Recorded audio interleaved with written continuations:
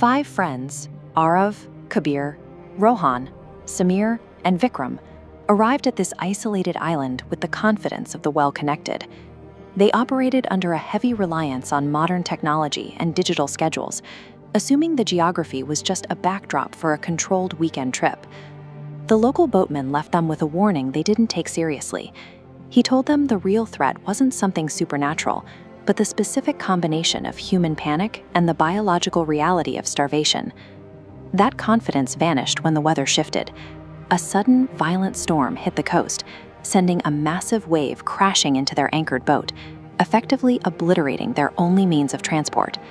Within minutes, their safety net dissolved. Every phone was waterlogged and useless. The cellular network was non-existent. They were suddenly disconnected from the infrastructure that usually manages human risk. This graph illustrates the anatomy of a survival crisis. When comfort experiences a vertical collapse, ordinary people are pushed into a high-stakes psychological test. Success is no longer about preference. It's about how individuals manage a ticking clock when all civilized structures are gone. By day 2, the biological pressure intensifies. On a sun-baked island surrounded by undrinkable saltwater, dehydration becomes a lethal, immediate priority that forces the group to act. They found a fresh water drip beneath a rook, but Arav stopped the group from drinking it immediately. His reasoning was physiological.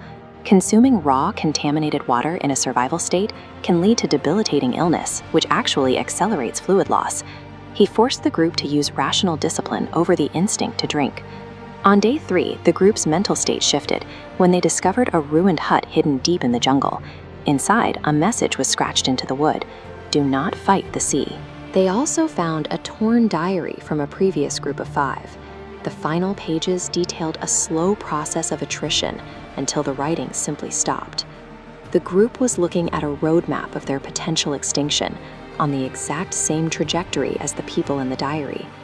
The flowchart of their survival shows 2 paths, one leading to the same fatality marker as the previous group, and another that requires specific, unified calculation to reach a different outcome. By day 4, starvation began to impact their neurological function. Prolonged hunger creates irritability and poor judgment, which eventually caused Vikram to break away from the group and head into the jungle alone. That isolation resulted in a severe accident. Vikram's leg was crushed and pinned by falling timber just as the next storm front moved in. The group faced a critical choice. Rather than viewing Vikram as a liability, they worked through the storm to build a makeshift stretcher. They spent hours retrieving him, prioritizing the group's integrity over individual speed. On day 5, they found a flare gun, creating a resource bottleneck. They had been surviving for 120 hours, but all that effort was funneled into 2 single shots.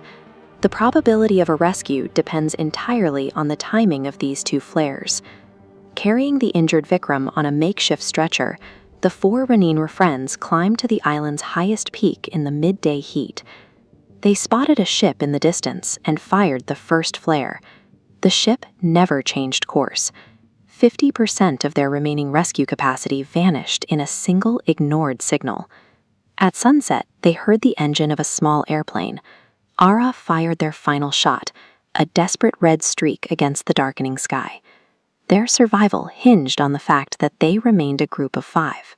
By refusing to leave Vikram, they maintained the trust and physical manpower necessary to reach the peak and fire that last signal. The airplane circled back. The signal was confirmed, and their period of total isolation ended. A rescue boat arrived the following evening. The sight of professional medical equipment and organized safety marked their return to the modern world they had taken for granted 5 days earlier. Looking back at the island, the group realized the landscape hadn't changed. The geography was the same, but it was now the place where they had been forced to choose between self-preservation and collective loyalty. The boatman's warning carried a specific truth. The island's physical features were static. The real danger was the internal pressure of hunger and the potential breakdown of group logic under stress. When rational calculation and a refusal to leave anyone behind are used to counter nature's pressures, the gap between a disaster and a homecoming can be bridged.